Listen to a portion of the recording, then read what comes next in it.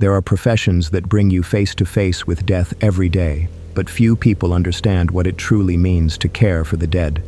For 8 years, I served as a funeral director at Riverside Memorial Home, and I thought I had found my calling, a profession that combined technical skill with genuine service to families in their darkest hours.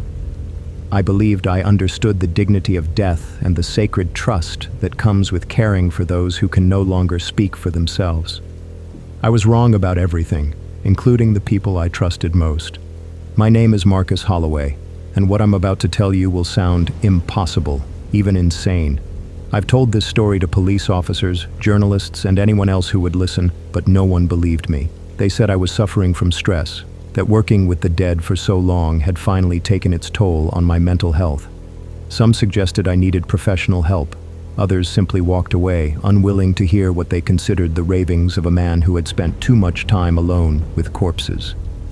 But I know what I saw. I know what I experienced during those final weeks at Riverside Memorial Home. And I know that in a profession built on trust and dignity, I had unknowingly become part of something monstrous. Riverside Memorial Home sits on the outskirts of Millfield, a town where everyone knows everyone else's business, where secrets are currency and reputation is everything. The funeral home has been serving the community for over 60 years, a stately Victorian building that was converted from a private mansion in the 1960s. When I first walked through its doors in 2015, fresh out of mortuary school, I felt like I was entering a sanctuary, a place where death was treated with the reverence it deserved. Victor Ashford, the owner, was everything I hoped to become as a funeral director. Distinguished, compassionate, deeply respected in the community.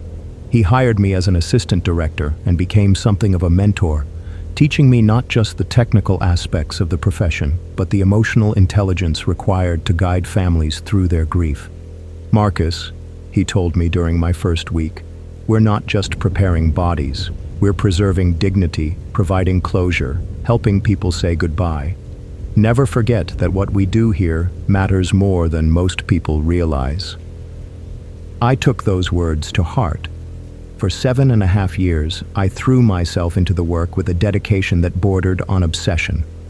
I lived in a small apartment above the funeral home, available at all hours for emergency calls.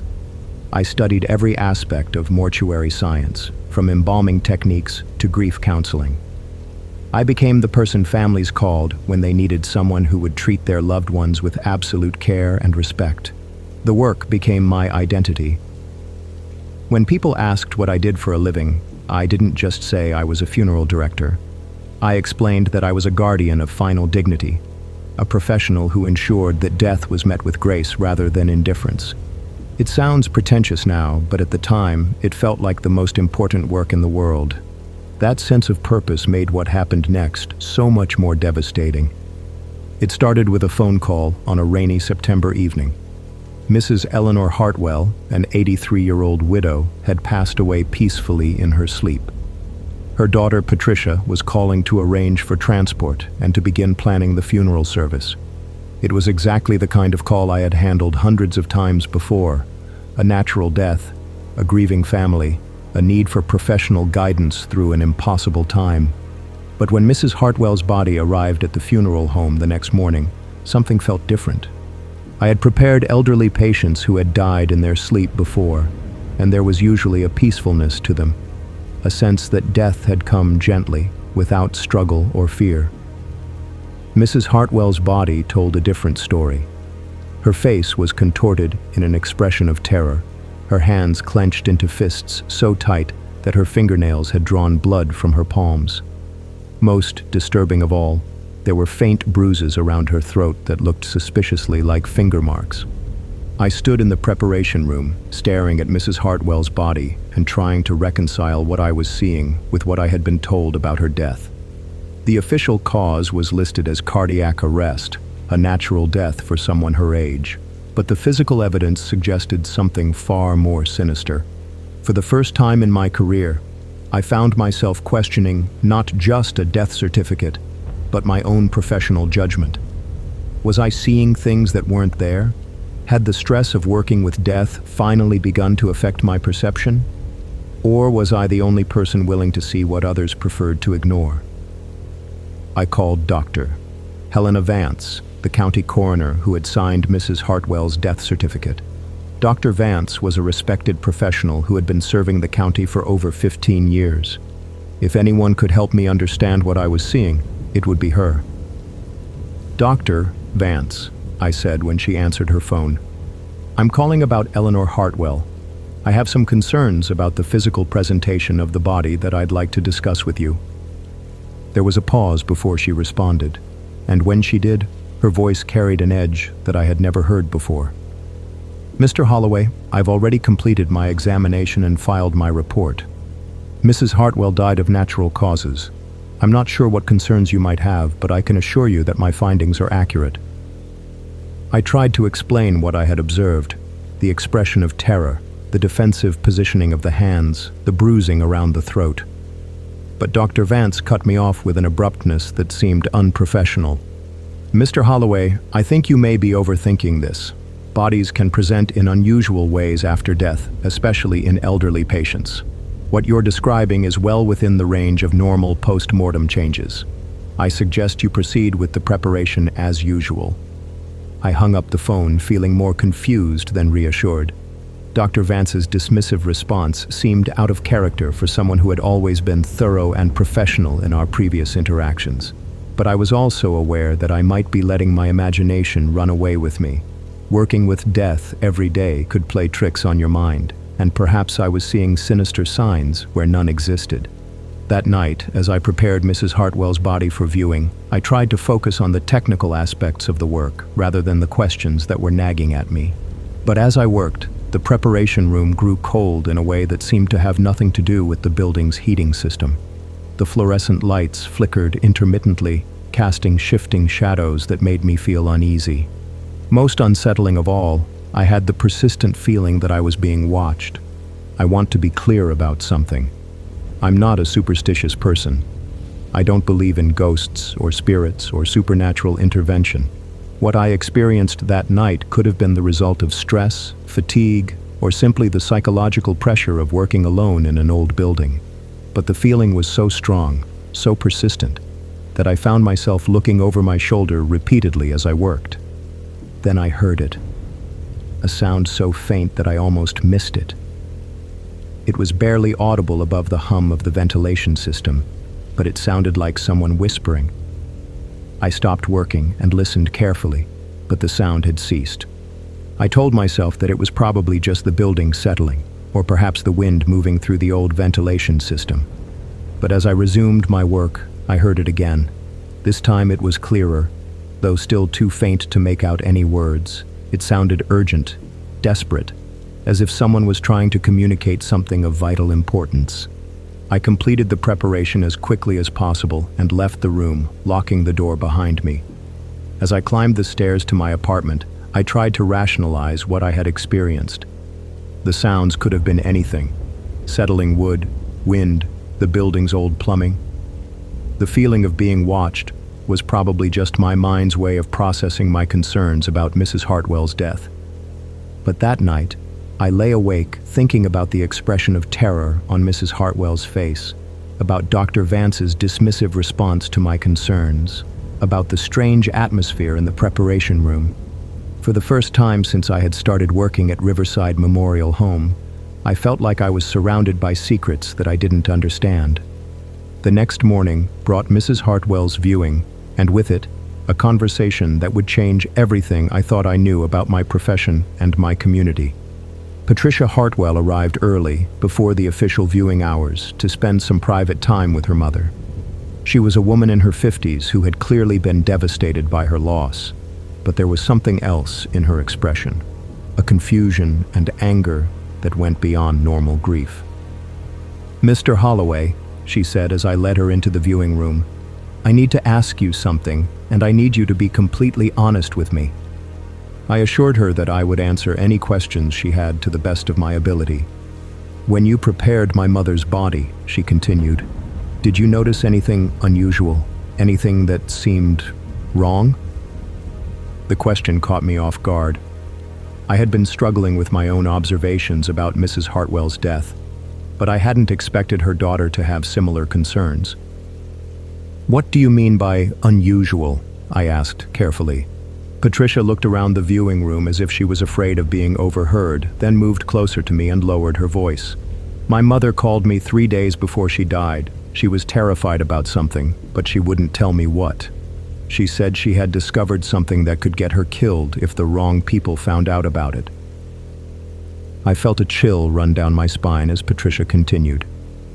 She was involved in the financial oversight for several community organizations: the library board, the historical society, the community center. She had been noticing discrepancies in the books, money that was being moved around in ways that didn't make sense. She was planning to report her findings to the state auditor's office, but she died before she could make the call. Patricia's revelation added a new dimension to my concerns about her mother's death. If Mrs. Hartwell had discovered evidence of financial irregularities and had been planning to report them, her death might not have been natural at all. "Patricia," I said carefully, "I did notice some things about your mother's physical presentation that seemed inconsistent with a natural death, but I want to be very careful about what I say, because I could be wrong about what I observed." I described the expression of terror, the defensive positioning of the hands, and the bruising around the throat. As I spoke, Patricia's face grew pale, and I could see that my observations confirmed her worst fears about her mother's death. "What do we do?" she asked. "Who can we trust if the coroner won't listen to our concerns?" It was a question that I couldn't answer. If Dr. Vance was unwilling to investigate further, and if Mrs. Hartwell's death was connected to financial irregularities involving local officials, then we were dealing with something far more serious than a simple case of medical malpractice. "Let me think about this," I told Patricia. "Give me a few days to figure out the best way to proceed. In the meantime, don't discuss your mother's concerns with anyone else. If she was killed because of what she discovered, then you could be in danger too." After Patricia left, I spent the rest of the day thinking about what she had told me. Mrs. Hartwell's death was beginning to look less like a natural passing and more like a carefully planned murder. But if that was true, then I was dealing with people who were willing to kill to protect their secrets, and I had no idea how far their influence extended into the local power structure. That evening, I made a decision that would put me on a collision course with forces I didn't yet understand. Instead of waiting for official channels to investigate Mrs. Hartwell's death, I decided to conduct my own inquiry into the financial irregularities she had discovered. I started by researching the organizations where Mrs. Hartwell had served as a volunteer treasurer. Using publicly available records and my knowledge of the local community, I began to map out the financial relationships between various businesses, civic groups, and government entities in Millfield. What I found was troubling. The same small group of influential people seemed to be involved in multiple organizations, often in positions that would give them access to financial records and decision-making authority. Judge Harrison Webb served on the boards of several charitable organizations. Detective Ray Castellanos was married to a woman who worked as a bookkeeper for multiple local businesses. Dr. Helena Vance served as a consultant for several insurance companies in addition to her role as county coroner. None of these connections were necessarily suspicious in themselves. Millfield was a small town, and it was natural for prominent citizens to be involved in multiple organizations. But the pattern was troubling, especially when combined with Mrs. Hartwell's concerns about financial irregularities and the suspicious circumstances of her death. As I dug deeper into the public records, I began to see signs of systematic financial manipulation. Money was being moved between accounts in ways that suggested embezzlement and money laundering. Charitable donations were being diverted to private accounts. Insurance policies were being taken out on elderly and vulnerable residents, with the beneficiaries being people who had no obvious relationship to the insured. The more I investigated, the more convinced I became that Mrs. Hartwell had stumbled onto something much larger than simple bookkeeping errors. She had discovered evidence of a conspiracy that involved some of the most powerful people in Millfield, and she had been killed to prevent her from exposing it. But I still needed proof that would convince authorities outside of Millfield's apparently compromised power structure, and I was beginning to realize that my investigation was putting me in the same danger that had cost Mrs. Hartwell her life. The proof I needed came from an unexpected source, and in a way that would forever change my understanding of what it meant to care for the dead. 3 weeks later, I received a phone call that would shatter what remained of my faith in the people I had trusted most. The call came at 2 in the morning, jolting me awake in my apartment above the funeral home. "Mr. Holloway?" The voice was young, female, and shaking with emotion. "This is Linda Chen. My brother Robert died tonight, and I don't know who else to call." Robert Chen was a 45-year-old accountant who handled the books for several local businesses and organizations. I knew him by reputation, a quiet, methodical man who was known for his attention to detail and his absolute integrity. The idea that he had died suddenly seemed impossible. "I'm so sorry for your loss," I said, trying to shake off my grogginess and focus on Linda's needs. "What can I do to help you?" "That's just it," Linda said, her voice breaking. "I don't think this was natural. Robert called me yesterday, and he was terrified about something. He said he had discovered evidence of financial crimes involving some very powerful people, and he was afraid they were going to kill him to keep him quiet." I felt that familiar chill run down my spine, the same feeling I had experienced when Patricia Hartwell told me about her mother's fears. "Linda, where are you now? Are you safe?" "I'm at the hospital. They're saying Robert had a stroke, but Marcus—" "Can I call you Marcus? He was only 45 years old, and he was in perfect health. He ran marathons. He didn't smoke or drink. How does someone like that just have a stroke?" I told Linda that I would meet her at the hospital, and within 20 minutes I was driving through the empty streets of Millfield, my mind racing with the implications of what she had told me. If Robert Chen had been killed for the same reason as Mrs. Hartwell, then we were dealing with people who were willing to commit multiple murders to protect their secrets. At the hospital, I found Linda in the waiting room, surrounded by the sterile fluorescent lighting and antiseptic smell that I associated with death in all its forms.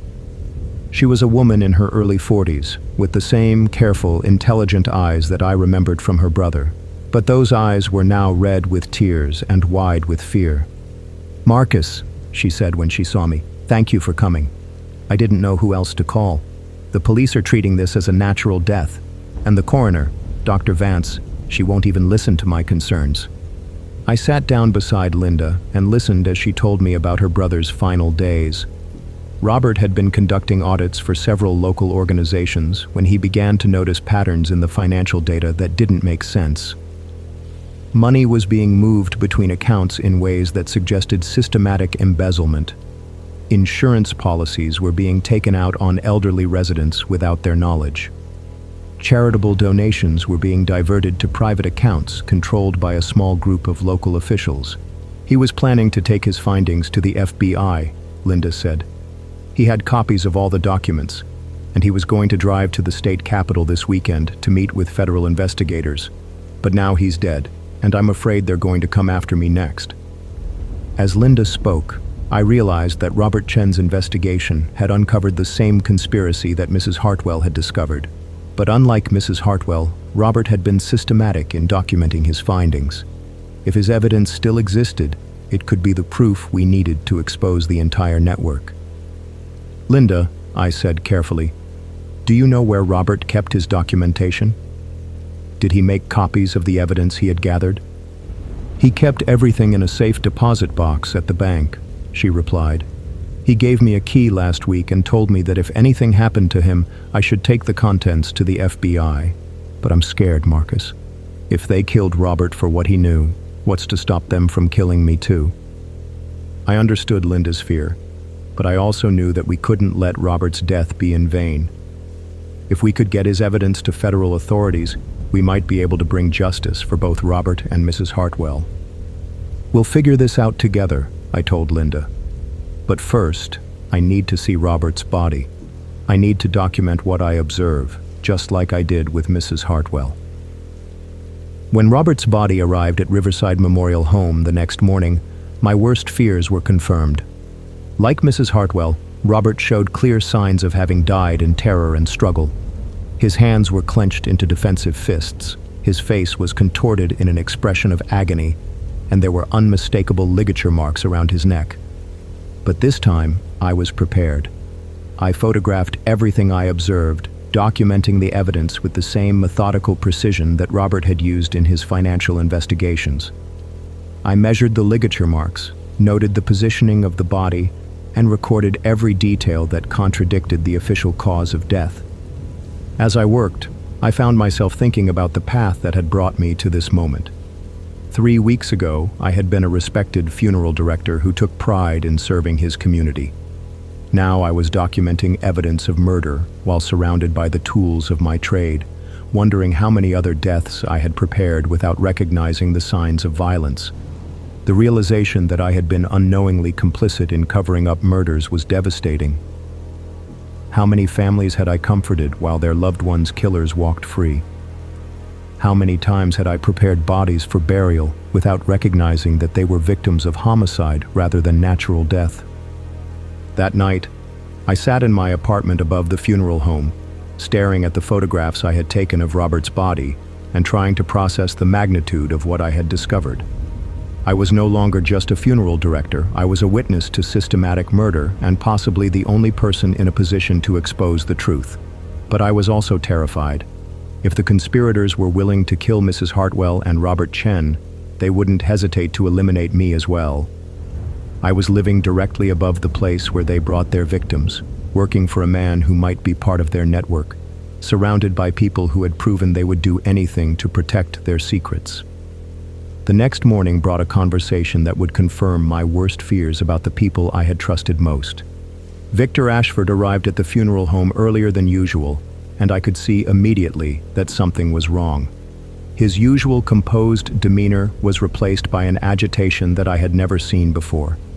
He asked me to join him in his office, and as soon as the door was closed, he began to speak in a voice that was barely controlled. "Marcus," he said, "I understand that you've been asking questions about some of our recent cases. I need you to understand that this kind of speculation can be very damaging to our reputation and to the families we serve." I tried to maintain my composure, but I could feel my heart racing as I realized that Victor knew about my investigation. "I'm not sure what you mean," I said carefully. "Don't play games with me," Victor replied, his voice taking on a harder edge. "I know you've been talking to family members about your concerns regarding cause-of-death determinations. I know you've been questioning Dr. Vance's professional judgment, and I know you've been conducting your own research into matters that are none of your business." The fact that Victor knew so much about my activities was terrifying. It meant that I was being watched, that my investigation had been discovered, and that I was now in the same danger that had claimed Mrs. Hartwell and Robert Chen. "Victor," I said, trying to keep my voice steady, "I've simply been doing my job with the same attention to detail that you taught me. If I've noticed things that seem inconsistent with official determinations, isn't it my professional responsibility to ask questions?"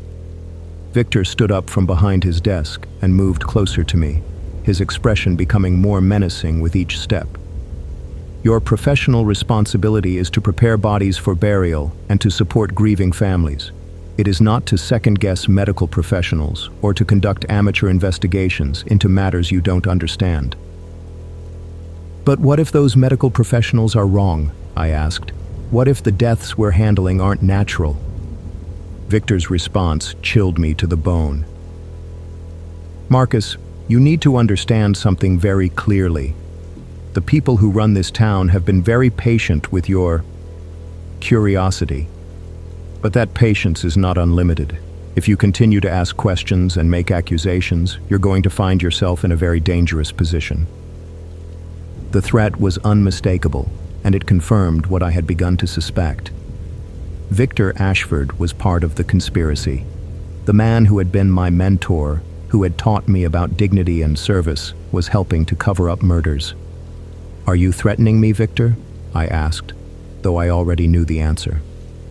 "I'm trying to save your life," he replied. "Drop this investigation, stop asking questions, and go back to doing the job you were hired to do. If you can't do that, then you need to find another line of work, preferably in another town." After Victor left his office, I sat alone for several minutes, trying to process what had just happened. The man I had looked up to as a mentor and father figure had just threatened my life. The profession I had devoted myself to was being used to cover up systematic murder. The community I had served faithfully for 8 years was controlled by people who would kill anyone who threatened their secrets.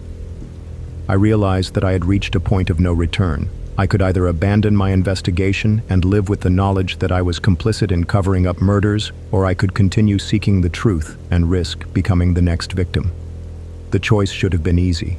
Self-preservation should have won out over abstract principles of justice. But as I sat in that office, surrounded by the tools and symbols of a profession I had once loved, I thought about Mrs. Hartwell and Robert Chen. I thought about their families, who deserved to know the truth about how their loved ones had died. I thought about the other victims who might follow if the conspiracy was allowed to continue. And I realized that I couldn't live with myself if I walked away. That afternoon, I called Linda Chen and arranged to meet her at the bank where Robert had kept his safe deposit box. If we could get his evidence to federal authorities, we might be able to expose the entire conspiracy before anyone else was killed. But as I prepared to leave the funeral home, I noticed a familiar car parked across the street. Detective Ray Castellanos was sitting behind the wheel, watching the building with the kind of professional surveillance that left no doubt about his intentions. I was being watched by the very people I was trying to expose. Every move I made was being monitored by conspirators who had already proven their willingness to kill. And I was about to walk into a situation that could very well be my last. But I also knew that I had no choice. The dead were depending on me to tell their story, and I wasn't going to let them down. I waited until evening to leave the funeral home, using the back exit that led to the alley behind the building. Detective Castellanos had maintained his surveillance throughout the afternoon, but as darkness fell, I noticed that his car had moved to a different position. He was still watching, but from a location that wouldn't allow him to see the rear of the building. Linda and I had arranged to meet at a coffee shop several blocks from the bank, where we could finalize our plans without being overheard. As I walked through the quiet streets of Millfield, I found myself seeing my hometown with new eyes. The familiar buildings and landmarks that had once represented safety and community now seemed threatening, hiding secrets that had cost people their lives. The coffee shop was nearly empty when I arrived, with only a few customers scattered among the tables. Linda was already there, sitting in a corner booth with her back to the wall, a position that would allow her to see anyone who entered. She looked exhausted and frightened, but there was also a determination in her expression that reminded me of her brother. "Marcus," she said as I sat down across from her, "I've been thinking about what we're about to do, and I'm scared, not just for myself, but for you too. These people have already killed twice that we know of. What's to stop them from killing us?" It was a question I had been asking myself all day. "I don't know," I admitted. "But I do know that if we don't act, they'll keep killing. And eventually, they'll come for us anyway, because we know too much." Linda nodded, understanding the logic even as she struggled with the fear. Robert left me detailed instructions about what to do if something happened to him. He said the safe deposit box contains copies of all the financial records he had gathered, along with a written summary of his findings and recommendations for further investigation. "Did he say anything about who we should contact with the evidence?" I asked. He had been in touch with an FBI agent in the state capitol, Agent Patricia Reeves. She specializes in public corruption cases, and she had been waiting for Robert to provide enough evidence to justify opening a federal investigation. The mention of federal involvement gave me hope. If we could get Robert's evidence to Agent Reeves, we might be able to bypass the local authorities who were part of the conspiracy. "There's something else," Linda continued. Robert suspected that they might try to intercept any evidence he gathered, so he made arrangements with a journalist, Sarah Chen from the state newspaper. She's been investigating financial irregularities in small towns across the region, and Robert thought she might be able to help expose the story, even if something happened to him. The idea of involving a journalist made sense. Even if the conspirators managed to suppress a federal investigation, they would have a much harder time controlling media coverage of the story. We spent the next hour planning our approach. Linda would retrieve the evidence from the safe deposit box the next morning, while I would continue to document any suspicious deaths that came through the funeral home. We would then contact both Agent Reeves and Sarah Chen, providing them with copies of all the evidence we had gathered. But as we prepared to leave the coffee shop, Linda made an observation that sent chills down my spine. "Marcus," she said quietly, "don't look now, but there's a man at the counter who's been watching us since you arrived. He ordered a coffee 20 minutes ago, but he hasn't touched it." I glanced casually toward the counter and saw a man in his 30s wearing a dark jacket and baseball cap. He was pretending to read a newspaper, but I could see that his attention was focused on our table. "We're being watched," I said quietly. "We need to leave separately and meet tomorrow at the bank." Linda nodded and gathered her things. "Be careful, Marcus. I have a feeling that tonight is going to be very dangerous for both of us." After Linda left, I waited several minutes before making my own exit. The man at the counter had also left, but I could see him waiting in a car across the street. As I walked back toward the funeral home, I noticed that the car was following me at a distance. I took a circuitous route through the downtown area, using my knowledge of the local streets to try to lose my tail. But the car stayed with me, maintaining just enough distance to avoid being obvious while keeping me in sight. By the time I reached the funeral home, I was convinced that the conspirators knew about my meeting with Linda and were planning to take action against us. The question was whether they would wait until we retrieved the evidence from the bank, or whether they would try to eliminate us before we could expose their crimes. I entered the funeral home through the front door, making no attempt to hide my arrival.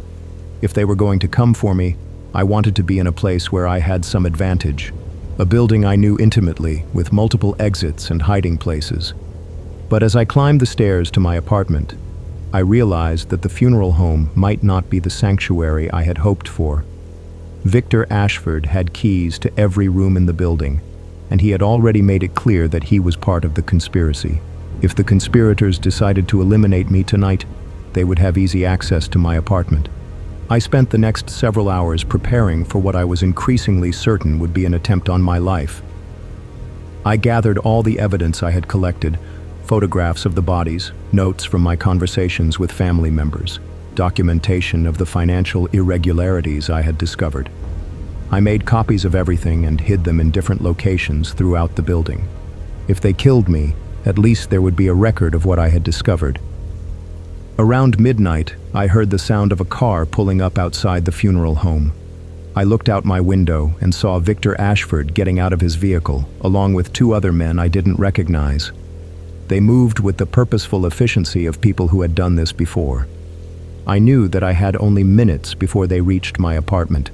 I grabbed the most important evidence and made my way to the basement, using a route that would keep me hidden from anyone entering through the main floor. The basement of the funeral home was a maze of storage rooms, utility areas, and preparation spaces. I had spent enough time down there to know every hiding place, every exit, every potential advantage. If I was going to survive the night, it would be by using my knowledge of the building against people who thought they had me trapped. I could hear footsteps on the floor above me as the conspirators searched for me. They were being systematic, checking every room, every closet, every possible hiding place. But they were also making noise, which allowed me to track their movements and stay ahead of them. "He's not in his apartment," I heard Victor's voice say. "Check the preparation rooms. He might be trying to destroy evidence." The irony of the situation wasn't lost on me. I was hiding in the basement of a funeral home, surrounded by the tools and chemicals used to prepare the dead, while the people who had been systematically murdering my neighbors searched for me above. But I also realized that I had an advantage they didn't expect. I knew this building better than anyone, and I had access to resources they might not anticipate. I made my way to the preparation room where I had first noticed the signs of violence on Mrs. Hartwell's body. The room was equipped with a telephone that connected directly to the Emergency Services Dispatch Center, a safety feature that was required in all funeral homes in case of accidents involving hazardous chemicals. I picked up the phone and dialed 911, speaking as quietly as possible while still being audible to the dispatcher. "This is Marcus Holloway at Riverside Memorial Home," I whispered. There are armed men in the building who are trying to kill me. I need immediate police assistance." "Sir, can you speak up?" the dispatcher asked. "I'm having trouble hearing you." "I can't speak louder," I replied. "They'll hear me. Please send help immediately. This is connected to the murders of Eleanor Hartwell and Robert Chen." I could hear the footsteps getting closer to the basement stairs. Within minutes, they would be down here searching for me, and I would have nowhere left to hide. But then I heard something that gave me hope. The sound of sirens approaching from multiple directions. The 911 call had brought help, and the conspirators would now have to deal with the arrival of law enforcement. "Police are here," I heard one of the men say from upstairs. "We need to get out of here." "What about Holloway?" Victor's voice asked. "We'll deal with him later. Right now we need to leave before they find us here." I heard the sound of footsteps moving quickly toward the exits, followed by car doors slamming and engines starting. The conspirators had fled, but I knew this was only a temporary reprieve. They would be back, and next time they would be better prepared. When the police officers found me in the basement, I was holding copies of all the evidence I had gathered. I told them everything, about the suspicious deaths, the financial conspiracy, the threats from Victor Ashford, and the attempt on my life. But as I spoke, I realized that I didn't know which officers I could trust. Detective Castellanos was part of the conspiracy, and there might be others. I needed to get my evidence to federal authorities who were outside the local power structure. "Officers," I said, "I need to contact the FBI immediately. This involves corruption at the highest levels of local government, and I'm not sure who can be trusted." The senior officer, a sergeant I didn't recognize, nodded understanding. "We'll get you to a safe location and help you contact federal authorities. But first, we need to secure this building and gather any evidence that might be here." Over the next several hours, the funeral home was transformed into a crime scene. FBI agents arrived from the state capitol, led by Agent Patricia Reeves, the same agent Robert Chen had been planning to contact. They conducted a thorough search of the building, finding additional evidence that Victor Ashford had been hiding in his office safe. Linda Chen arrived with the contents of her brother's safe deposit box, providing the federal agents with the comprehensive documentation they needed to understand the full scope of the conspiracy. Sarah Chen, the journalist, also arrived and began interviewing witnesses and reviewing the evidence. As dawn broke over Millfield, the scope of the conspiracy became clear. A network of local officials had been systematically embezzling public funds, defrauding insurance companies, and murdering anyone who threatened to expose their crimes. The conspiracy involved millions of dollars and had claimed at least a dozen lives over the past 5 years. Victor Ashford, Detective Castellanos, Dr. Vance, Judge Webb, and several others were arrested on charges ranging from murder and conspiracy to embezzlement and fraud.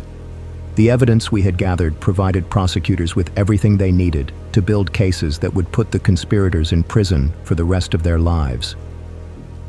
In the weeks that followed, I testified at multiple trials, describing not only the physical evidence I had observed, but also the investigative process that had led me to uncover the truth. The media coverage was extensive, and the story became a national example of how corruption could flourish in small communities where oversight was limited. Sarah Chen won a Pulitzer Prize for her investigative reporting on the Millfield conspiracy, and her work led to similar investigations in other small towns across the region. Agent Reeves was promoted within the FBI and became a specialist in rural corruption cases. As for me, I left the funeral industry after the trials concluded. I couldn't bring myself to return to work that had been so thoroughly corrupted by the people I had trusted. Instead, I became an advocate for victims' families, helping them navigate the legal system and ensuring that their loved ones receive the dignity and justice they deserve. The experience taught me that the dead do speak, but not in the supernatural way that movies and books suggest. They speak through the evidence they leave behind, through the inconsistencies that careful observers can detect, and through the courage of the living who are willing to listen to what they're trying to say. Mrs. Hartwell and Robert Chen had tried to expose the truth about the corruption in Millfield, and they had been killed for their efforts, but their deaths had not been in vain. Through the evidence they had gathered and the courage of those who refused to let their murders be covered up, justice was finally served. The funeral home where I had worked for 8 years was closed permanently after the scandal broke. The building stood empty for months before being demolished and replaced with a memorial park dedicated to the victims of the conspiracy. I still think about those final weeks at Riverside Memorial Home, about the courage it took to investigate a conspiracy that reached into every level of local government and law enforcement. It was the darkest period of my life, but it was also the most important work I have ever done. The supernatural phenomena that had guided me through the investigation, the cold temperatures, the strange sounds, the feeling of being watched, had been real in the only way that mattered. They had been manifestations of my professional instincts, my subconscious recognition that I was surrounded by evidence of systematic murder. Whether those phenomena were supernatural or psychological, they had served their purpose. They had kept me alert to the signs that something was wrong, and they had motivated me to investigate when others might have simply accepted the official explanations. The dead were trying to tell me something, and I was the only one willing to listen. In the end, that made all the difference between justice and continued injustice, between truth and perpetual cover-up. No one believed what I reported at first, but the evidence spoke for itself. The dead had their say, and justice was finally served.